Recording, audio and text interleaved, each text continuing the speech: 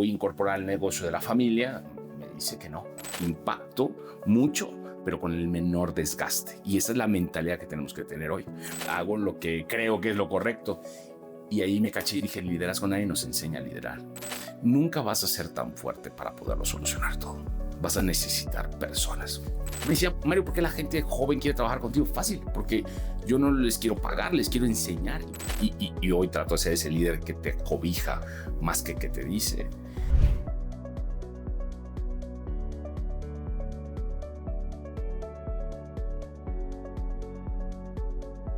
Mario Elsner es un empresario, consultor y autor. Después de años liderando equipos y ocupando puestos directivos, descubrió que el liderazgo no se trata de hacerlo todo, ni de ser el jefe perfecto, sino de generar impacto sin sacrificar tu bienestar.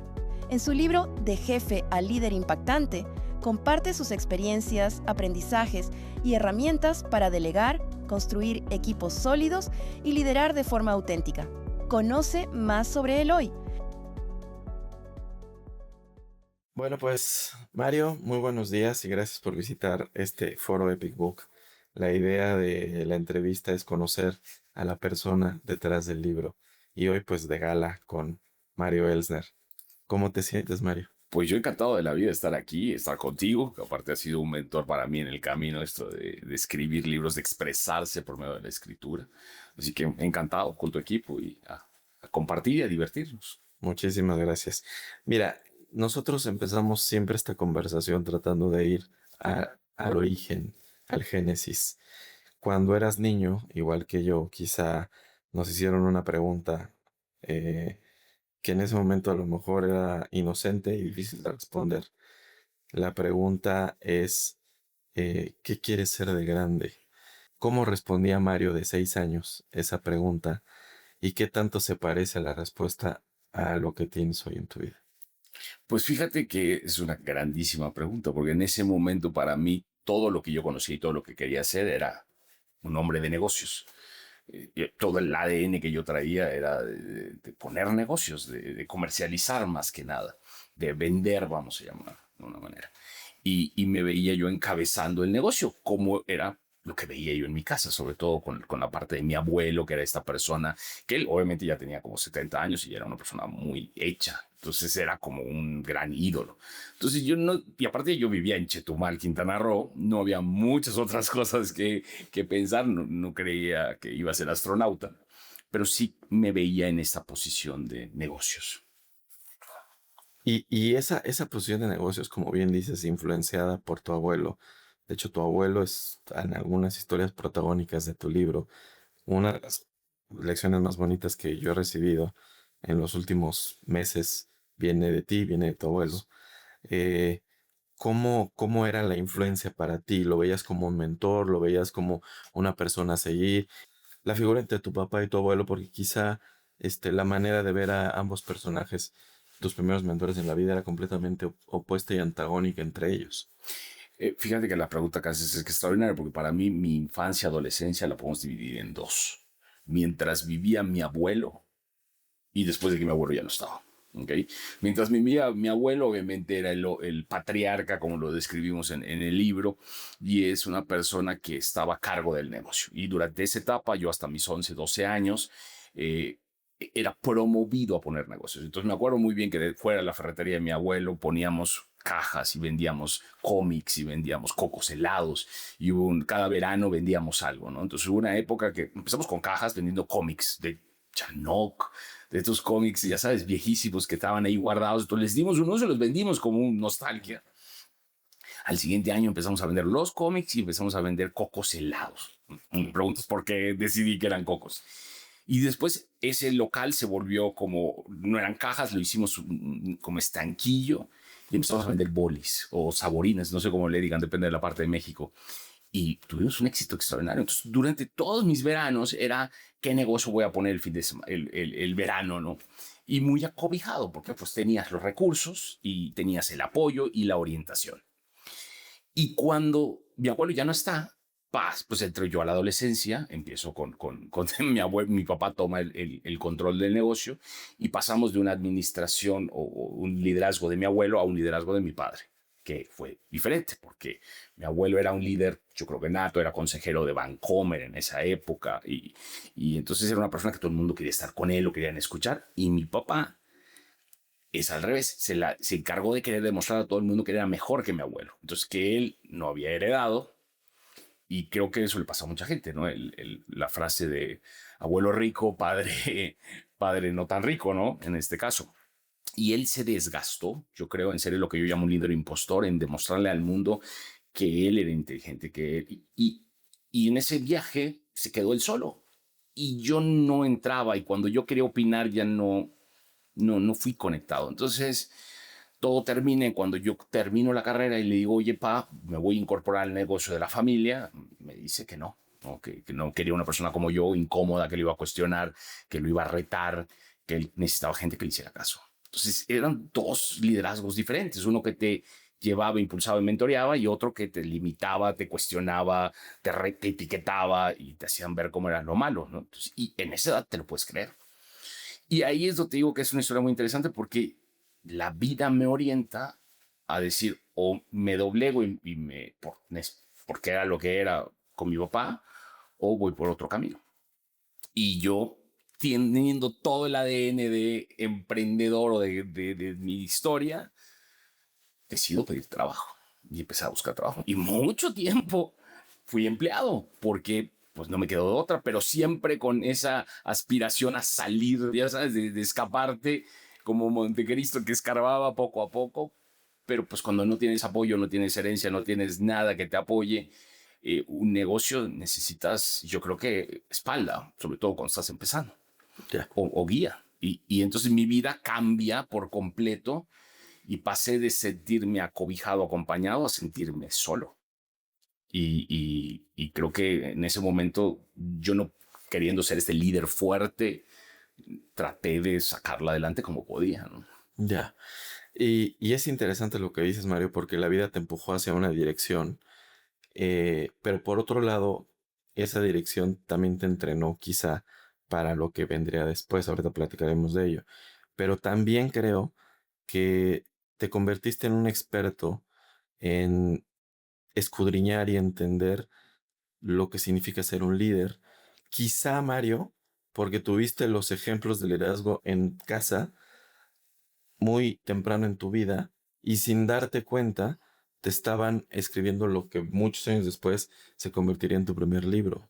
Correcto, correcto, porque te toca tener el contraste en casa o ver diferentes estilos y tú saber cuál es el que quieres tomar.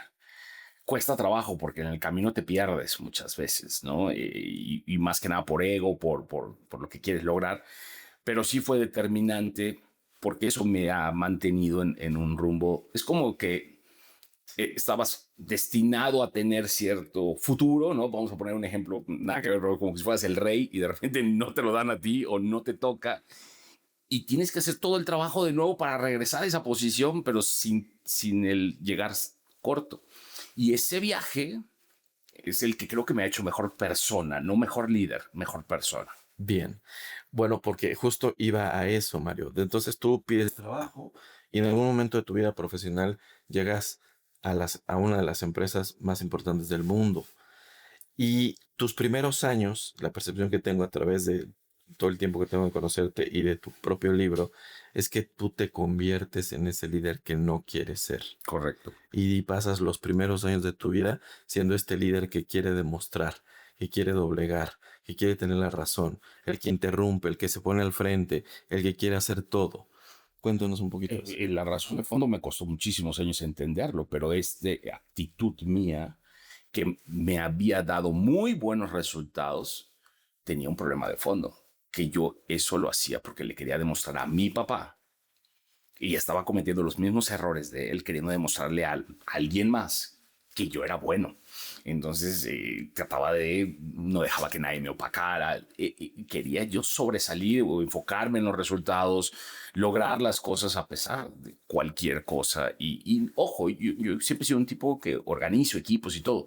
Y eso no era malo en mí, porque mi persona siempre ha sido buena. El problema es que mis actitudes tan obsesionadas a demostrar me generaban acciones tóxicas que hoy nos pasa a muchos, ¿no? En el mundo. Hoy hay muchos líderes queriendo mantener esta fachada. Y yo viví muchos años detrás de esa comodidad, detrás de ese personaje de líder fuerte, perfecto, resultadista, que crece. Y nunca me estaba yo preguntando cuánto era el costo de eso, ¿no? ¿Te dabas cuenta? Pues no te lo preguntabas porque no te dabas cuenta, pero hubo varios episodios que te dieron al menos señales que a lo mejor en ese momento o no veías o no ponías mucha atención a ellas. Pero tú fuiste este líder que desgastó, o sea, sí con grandes resultados, tuviste una vida muy exitosa en el mundo corporativo, pero a lo mejor al costo de desgastar a tu equipo, de que la gente no se conectara contigo y de tu propio desgaste personal, ¿no? Claro, pero ahí la vida te manda 20,000 señales siempre, Alex. El problema es que tú tienes que estar listo para escuchar. Si tú no estás preparado para escuchar, siempre vas a encontrar una excusa. Oye, es que se están quejando de que los tenemos hasta las 12 de la noche. Les falta ambición. No tienen la mentalidad que me ha traído acá. Y en estos tiempos venimos de una época en la cual la educación, el compromiso no significaba igual esfuerzo. Cuando estamos entrando en una época que hoy yo creo que no va a ser así, ¿no? Bueno, hay una historia que dicen que había un leñador que iba con su hacha y le pegaba a un árbol, ¿no? El primer día pegaba 15, el segundo le pegaba 3 y el siguiente le pegaba 10. Claro, porque el hacha se iba desgastando y iba perdiendo energía. Entonces le dicen a esta persona, ¿y tú cómo le haces? Pues yo afilo el hacha 90% de mi tiempo para ser muy efectivo y que corte muchos árboles. Y esa historia está muy buena, padre, que la cuenta Stephen Covey, pero y te dice que tú tienes que mantenerte bien, ¿no? Pero lo que hoy yo les digo a todos los líderes es que esa historia es extraordinaria. Pero hoy ya hay sierras eléctricas. Entonces ahora tenemos que ser mucho más inteligentes porque ya no es cortar con hacha, es usar sierras eléctricas. Y muchos de nosotros seguimos pensando que compromiso o éxito es igual a esfuerzo excesivo, cuando es al revés, que es lo que yo hoy promuevo, que es al revés, es impacto mucho, pero con el menor desgaste. Y esa es la mentalidad que tenemos que tener hoy. Pensar y programarnos para hacer menos, porque nos está desgastando. Porque yo viví esa época y a todo el mundo lo etiquetaba y le decía, no, mentalidad de tiburón no existe, ¿no? Y hoy no es así. Ya. Y justamente eso es lo que te quiero preguntar. ¿Cómo te das cuenta qué fue la gota que derrama el vaso? ¿O cómo empiezas tú a cambiar tu discurso, tu forma de operar, tu propio ADN probablemente entre ser este líder que exige que el equipo se quede a las 2 de la mañana si no tienen ambición, a vamos a conseguir impacto con el menor desgaste? Porque te fuiste del negro al blanco, ¿no? O sea, completamente antagonista a las dos tesis. ¿Cómo te migraste de un lugar a otro? ¿Cómo empiezas a cambiar? Tristemente, si te dijera que me di cuenta, te mentiría por completo. Yo creo que durante mucho tiempo que la gente me hacía ver mis errores, yo me justificaba, los etiquetaba, excusaba, lo mismo que hacía mi papá. Entonces yo repetí ese patrón porque incluso decía que tenían envidia por mi ex. O sea, todo esto que te dices tú para justificar tu personaje. Y entonces me dices, Mario, ¿en qué momento? Pues en el momento que la vida me dijo ya cuántos mensajes tengo que mandar, entonces me tira al hospital. Y como todo, yo siempre he dicho que la vida te da, o sea, tú o decides incomodarte por voluntad propia, la gente inteligente lo hace así, o esperas que la vida te recontra cachetee y tú captes el mensaje. Muchos no lo captan, yo lo tuve que captar y ahí es cuando pensé y entramos en un momento de conciencia, porque yo creo que me dicen, Mario, es que tú eres muy humilde. Le digo, no, yo soy muy consciente, yo me hago muchas preguntas. Y la pregunta que cambió todo el cheto fue, a este ritmo, con este nivel de desgaste, con esta situación, ¿cuántos más años puedo aguantar? Porque en el corto plazo tú no ves el costo. Entonces, cuando me proyecté en 10 años, dije, no voy a... Y ojo, dije, me van a correr en 10 años porque estoy acabado, problemas físicos, quizás divorciado, con un escenario que no se veía bien, que casi nos pasa a todos. Dices, no tienes ni afore, no tienes, estás pregado. Entonces dices, no, no, me va a cargar el payaso. Tengo que cambiar. Y ahí es cuando dices, ok, ¿cómo? ¿No? Y empiezas a cuestionarte lo que estás haciendo, ¿no? Que si estás yendo en el camino correcto, estás haciendo bien las cosas. Y cuando empecé a decir, ok, tengo que hacer cosas diferentes, poner un negocio, que era mi justificación, no tengo tiempo. Y entonces cuando te empiezas a preguntar, ¿y por qué no tengo tiempo? Porque yo no delegaba, porque me quería sentir en el centro del universo. Y entonces te empiezas a cuestionar y dices, no, el problema es que yo tengo un mal sistema de liderazgo. Y después hago la analogía, creo que me pasa que voy al gimnasio, Alex, y yo iba pues me creía muy fregón, hacía yo mis rutinas, veía en YouTube y todo, y muchos años no veías ni resultados, ni mejora, y un día me lastimé. Y ahí dije, creo que estoy haciendo mal la técnica, o sea, pero porque no quiero cambiar, hago lo que creo que es lo correcto. Y ahí me caché y dije, el liderazgo nadie nos enseña a liderar. Y hemos ido adoptando facetas, personajes, y nunca nos cuestionamos si estamos haciéndolo bien. Y ahí es cuando empiezo a cambiar. Bien, me encanta. Porque además eso da origen a al menos la espinita que después se convierte en un sueño hecho realidad de escribir tu primer libro. Correcto. Escribiste tu libro basado en este aprendizaje de liderazgo que, como lo hemos dicho, ya venía gestándose desde casa y luego lo viviste en carne propia, decidiste cambiar y luego te encuentras con un libro, Mario. ¿Por qué decides? A lo mejor la pregunta es obvia, pero quiero que me digas por qué se te ocurre que el conocimiento debería estar en un libro, que un libro debería de ser parte de tu proyecto profesional. Porque en esta cruzada personal, a mis 40 y tantos, yo tengo 50 y tantos, empiezo a decir cuál fue mi mejor momento, qué fue, y empieza uno a buscar en tu disco duro y en tus memorias, y ahí regresé a historias de cuando conocí a mi abuelo en los negocios, entonces como que dije, oye, esto es lo que yo quería, ¿en qué momento me desvié? Yo me había dicho mucho, no, tú vas a ser un ejecutivo, no vas a ser emprendedor, o sea, yo me vendí un montón de historias, quizás para protegerme o proteger mi ego, proteger lo que tú quieras, pero cuando uno empieza a ser consciente, empieza a cacharse, regresas. Y me acuerdo de la historia de mi abuelo que está en el libro y me empiezo a redibujarme y a replantearme, a decidir qué quiero hacer a la larga, quiero ser empresario, ¿por qué no?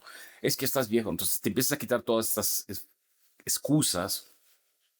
Y eso fue un viaje de 5 años. Y ayer precisamente yo lo platicaba en una cena. Le decía, los primeros 5, dije, voy a separarlo en 5 años.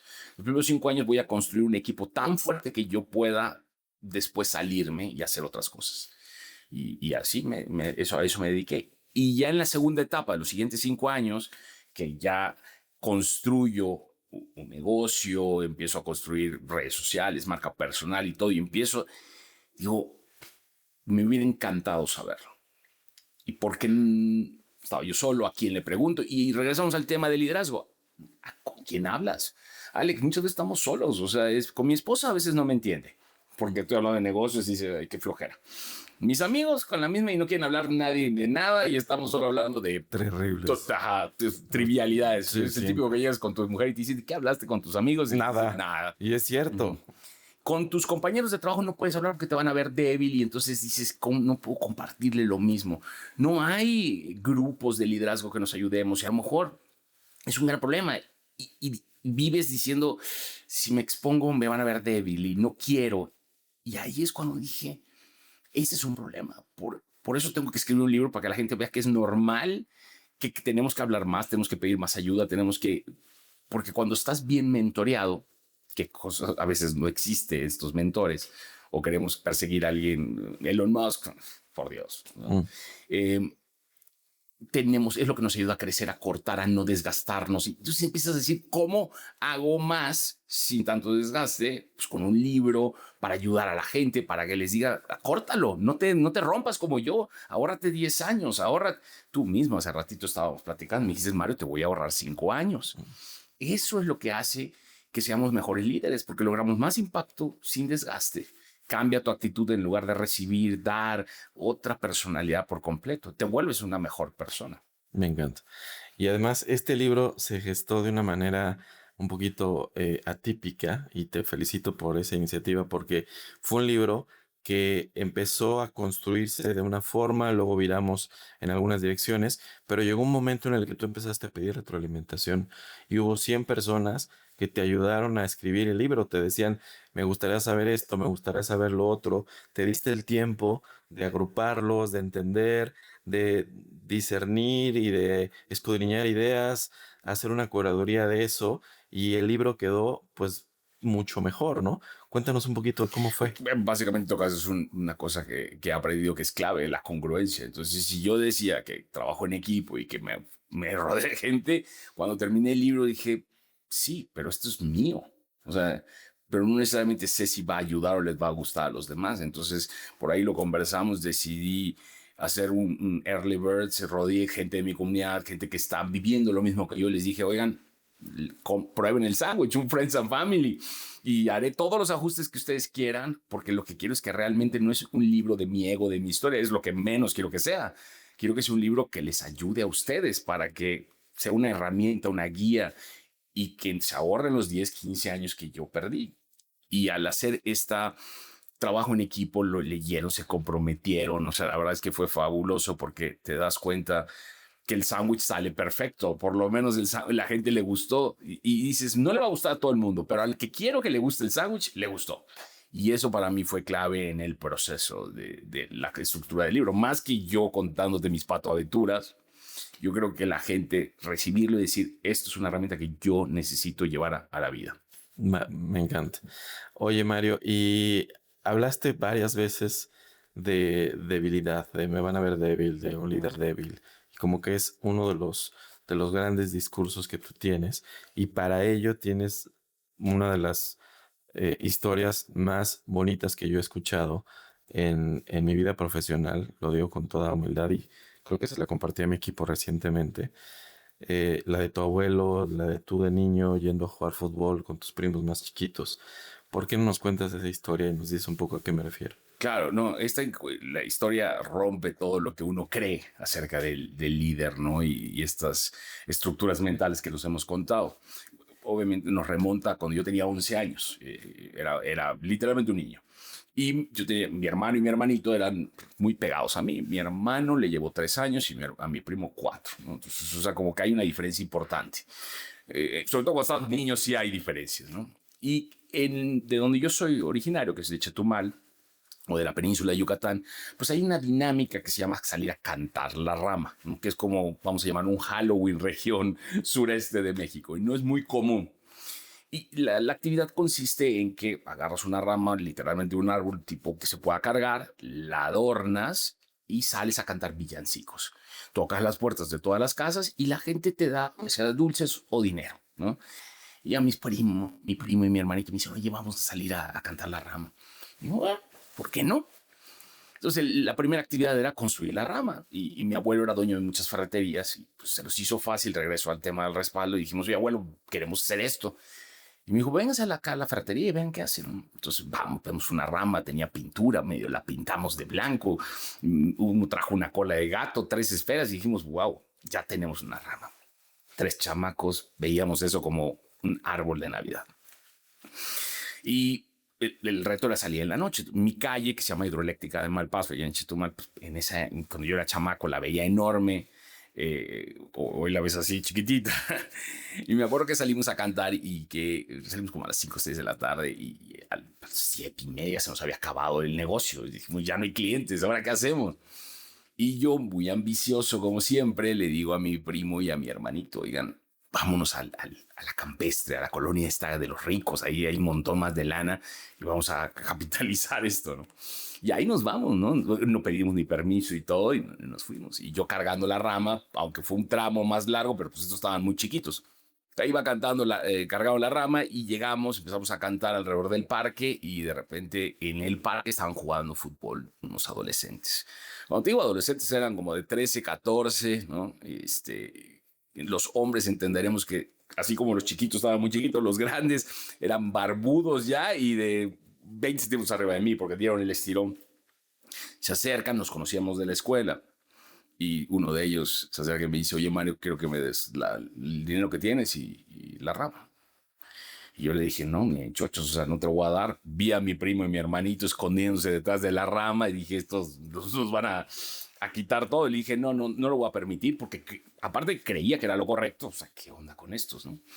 Y me hago al macho, ¿no? Y les digo, no les voy a dar nada y no lo voy a permitir. Y cualquier cosa te acuso con mi mamá y todo. Típico, ¿no? Sacas ahí tus argumentos. Y ellos agarraron y no lo pensaron 2 veces. Uno me agarró y el otro me pegó en la cara 2 veces, ¿no? ya la nariz se me desvía, incluso todavía la tengo desviada por eso, y no lloré. O sea, yo estoy en mi papel de decir, está bien, hago como un coraje, y bueno, llévensela, ¿no? Como que me rindo. En ese camino de regreso a la casa, yo no lloraba, pero ya me estaba yo empezando a soltar. Hasta que mi primo dijo, oye, Mario, mañana vamos a volver a cantar. Y le dije, oye, desgraciado, como a ti no te pegaron. Entonces ahí aprendí que yo tenía que estar a cargo de ellos, porque pues, estaban chicos y ellos no veían el problema. Yo tenía que cargar con todos los problemas y tenía que dar pues, la cara, porque era mi responsabilidad ser el primo mayor o el hermano mayor. Y iba muy convencido y contento porque no me había visto cobarde, ya sabes, o sea, porque había puesto el pecho como debía ser. Y esa noche, mi abuelo iba a cenar, se iban a ir a España, pues, a pasar las fiestas, ¿no? Él era español, ya estaba grande. Y pues en la típica cena, toda la familia sentada, mi mamá media chismosilla, le empieza a contar que llegué con la nariz rota una noche anterior, todas las patoaventuras de mi mamá. Yo escuché que se lo estaba contando y dije, esto no se va a quedar así, no voy a quedar como yo debilucho enfrente de mi abuelo, ¿no? Y cuando sale a fumar mi abuelo, me le acerco y le digo, oye, abuelo, ya te contó mi mamá, pero creo que no te lo contó bien. Entonces yo le empiezo a contar mi versión, ¿no? Obviamente yo casi parecía un Avenger, ¿no? Contándole la historia. Y al final le decía, abuelo, yo puse el pecho, sí me golpearon, pero pues defendía a mi primo y a mi hermanito, ¿no? Porque era mi responsabilidad, era mi obligación. Y ahí se me queda viendo y me dijo, creo que ahí estás cometiendo un error. Porque estás encarando mal el problema. Fuiste un líder fuerte, quisiste ser un líder fuerte. Y yo le dije, no te entiendo, abuelo. Sí, me dice, es que hoy a lo mejor 2 adolescentes te noquearon. Mañana te preparas y a lo mejor va a venir un tercero y no le vas a poder ganar. Tú no puedes ganarles a todos. Nunca vas a poder ser el gran líder fuerte porque vas a tener demasiados retos y tú no puedes cargar con todo. No es tu obligación. Y yo no entendía, le digo, pero abuelo, ¿tú qué quieres? ¿Que yo sea cobarde? O sea, yo te veo a ti con un montón de gente y tú eres el fuerte. Y me decían, no, no te equivoques. Y la gente que va, son gente que son especialistas en sus áreas y van a aconsejarme, van a platicar conmigo. Yo termino siendo más débil que ellos como persona. Y decía, no te entiendo, entonces, abuelo, o sea, realmente debía haber sido cobarde. Entonces, me quedé traumado, obviamente, con la palabra débil, cobarde, asocias, y él decía, yo nada más pensaba que tenía yo que dar la cara, que ser fuerte. Me dijo, quiero que entiendas algo hoy. Ojalá lo puedas y que te sirva en la vida, me dijo. Nunca vas a ser tan fuerte para poderlo solucionar todo. Nunca. Vas a necesitar personas. Y ahí quedó, ¿no? Mi abuelo se va a Europa al día siguiente y es la última vez que con él porque él fallece en Europa. Le detectan cáncer, termina en el hígado, entonces ya no lo vuelvo a ver. Y fue muy triste porque pues obviamente era esta figura que nos unía, era el patriarca, el típico que hay en todas las familias, ¿sabes? El que une, o matriarca en muchos casos, pero existe esta figura. Y me acuerdo que al año siguiente, mi primer hermano, oye Mario, este año vamos a salir a cantar La Rama. Y les digo, no hombre, ni en chochos, o sea, yo ya viví, yo puse la cara, ustedes no. Y yo ya me estaba excusando, igual que cuando ya algo te sale mal, dices, no, no me voy a meter en ese tema. Y me acuerdo que dije, a ver, algo dijo mi abuelo que tengo que replantear. Entonces me dijo, sé líder débil con equipo fuerte. Y decía, ¿a qué se refería con que yo fuera débil? Cuando te dicen las cosas, muchas veces uno se cicla con una palabra y dejas de ver la película. Entonces yo no estaba viendo el resto de la ecuación, estaba viendo nada más lo que yo no era débil. Cuando empiezo a analizar equipo fuerte, volteo a ver a mi primo y mi hermano y digo, estos dos son los debiluchos. Claro, ahí está el problema. Porque pues, no voy a poder tener un equipo fuerte si sigo nada más con 2. Y cambio la estrategia. Entonces digo, no, llega para eso un vecino y digo, oye, pues ¿cuántos somos? No, pues somos como 7 los de la colonia. Pues llamémoslo a todos, hagamos la reunión, les digo, oigan, vamos a cantar la rama, vamos a ganar lana, hacemos un business, repartimos dinero, ¿no? Y todos le metieron. Los primeros cambios que empecé a notar fue que esa rama que habíamos hecho entre nosotros 3, hoy al colaborar 8 personas, todos trajeron luces, eso sí era un árbol de Navidad. Entonces aprendí que a la hora de colaborar, lo que tú pensabas que era bueno, eso puede ser extraordinario. Y después a la hora de salir a cantar la rama, obviamente yo ya no tenía que cargarla toda. Entonces la podía repartir porque aunque no éramos todos muy fuertes, pero podíamos turnarnos. Y cuando llegamos a al parque y vimos a los adolescentes. Los adolescentes ya no quisieron entrarle a los tutis. Y ahí dije, claro, ni siquiera tuve que confrontarlos. Yo no tuve que ser fuerte, no tuve que defender a nadie. No era mi obligación y en todo caso tenía un equipo que soportaba. Y esta historia es la que cambia por completo, porque todo el mundo se cicla con que hay que ser débil y flancito como líder, y no, es simplemente que tú no te obsesiones con ser el que está obligado a hacer todo, que tú tienes que apoyarte en las personas y tú ayudarlos a ellos a que las cosas pasen. Y nos pasen todo, Alex. O sea, cuando tenemos un negocio queremos cocinar, planchar, todo. No queremos vender. Muchos de nosotros preferimos ser dueños que venderle a una compañía, que lo hacen los americanos y los brasileños a cada rato. Dicen, vendo y yo soy parte de algo más chico, pero o sea, tengo una parte más chica de algo enorme. Y nosotros a veces que somos tan obsesionados con ser los fuertes de la colonia. Y cuando yo entendí y apliqué esta filosofía un poco a la vida real hoy, que un mundo que se mueve más rápido, que no puede ser que esté en todos lados, entendí que el camino era ser una actitud de débil, no débil, y, y enfocarte en desarrollar personas fuertes. Que choca con las falsas creencias, Alex, porque esto lo dije una vez en redes sociales y no faltó el que me escribiera que Alejandro Magno decía que le tenía miedo a un ejército de ovejas lideradas por un león. Y como le contesté, le dije, a ver, flaco, ubícate. Eso fue hace 2000 siglos. Punto número uno, era rey. El que no le hiciera caso se lo ejecutaba. Estaba conquistando Persia. Y queremos liderar así, con una frase de Instagram. En tiempos modernos, cuando tú lo que tienes que lograr es que tu equipo sobreviva el fin de semana sin que se rompa, no puede ser. Entonces aplica más la frase de ser o posicionarte como decir débil, si lo quieres llamar de una manera, entendiendo que tu equipo tiene que ser mucho más poderoso. Pero bueno, algo que mi abuelo en esa época entendió muy claro, o sea, el 95% de las personas lo quieren hacer todos solos. Sí. Y por eso hoy busco cómo le hago para hacerlo con menos desgaste. Todo me asocio, potencializo, capitalizo. La única manera de hacer mucho impacto. Sí.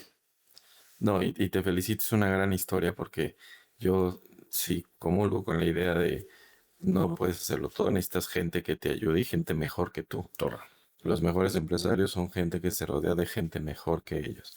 Ser esa figura a lo mejor de un líder débil con un equipo fuerte. Me encantó la metáfora y la llevo conmigo. Y construyó sobre el comentario, porque ayer en la cena igual me cuestionaron, oye Mario, pero el miedo de que te van a quitar el negocio, del rol, te van a correr. Y le decía, a ver, cuando yo empecé con esta filosofía, yo pensaba que todas maneras me iban a correr, pero ya roto. Hoy no estoy roto, ni cerca he evolucionado, porque cuando aprendí a delegar, porque no solo rodearte de mejores, es también tú ayudarles, a facilitarles. Me decía, Mario, ¿por qué la gente joven quiere trabajar contigo? Fácil, porque yo no les quiero pagar, les quiero enseñar. Y cuando ellos reciben algo que no hay en ningún lado, dicen, oye, yo quiero trabajar con él. Y en ese momento tú desarrollas personas porque lideras hoy, enseñas criterio, no das órdenes. O sea, tú no les dices qué hacer, tú les enseñas cómo actuar, cómo pensar, y eso es lo que hoy hace la diferencia. Y cuando tienes miedo de que te van a sacar del negocio, es extraordinario, porque ese tiempo lo vas a invertir en otra cosa y vas a multiplicar todo lo que haces. Una vez me preguntaron, oye Mario, ¿cómo lograste llegar a ser director de 4 países? Y les dije, no me pregunten eso. Pregunten cómo hago todo lo que hago. Porque yo era papá, casado, me mantenía en forma, aparte manejaba como allá, aparte hago redes sociales. Entonces, esa es la clave. Pregúntense eso, porque la clave es que uno tiene que apoyarse en equipo, delegar, utilizar la delegación no como una culpa de que te tiro trabajo, oye, es una herramienta poderosa para que tú seas un mejor líder. Entonces, si aprendes a delegar bien, multiplicas.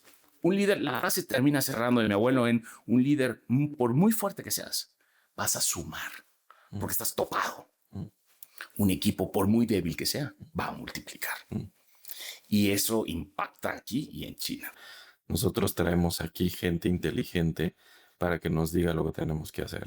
No la traemos gente inteligente para decirle lo que tiene que hacer. Correcto. Entonces me encanta. Y Mario, pues para cerrar esta entrevista quisiera preguntarte, ¿qué le dirías a ese Mario de 11 años que salió a cantar La Rama? Quizás con una frase que puede permear para todos. No estás solo. ¿sabes? Porque cuando piensas que estás solo, quieres ser el fuerte. Cuando piensas que estás solo, no pides ayuda. Cuando piensas que estás solo, tu ego no te lo permite aceptar que eres. Si yo hace muchos años hubiera aceptado que no estaba solo, me hubiera sentido acobijado. Y hoy trato de ser ese líder que te cobija más que te dice, todo hubiera cambiado. Porque el sentirse darme permiso, ¿no?, de no crear un personaje detrás de la soledad, creo que hubiera mutado mucho tiempo antes. Bien. Vale, pues te agradezco, gracias por el aprendizaje.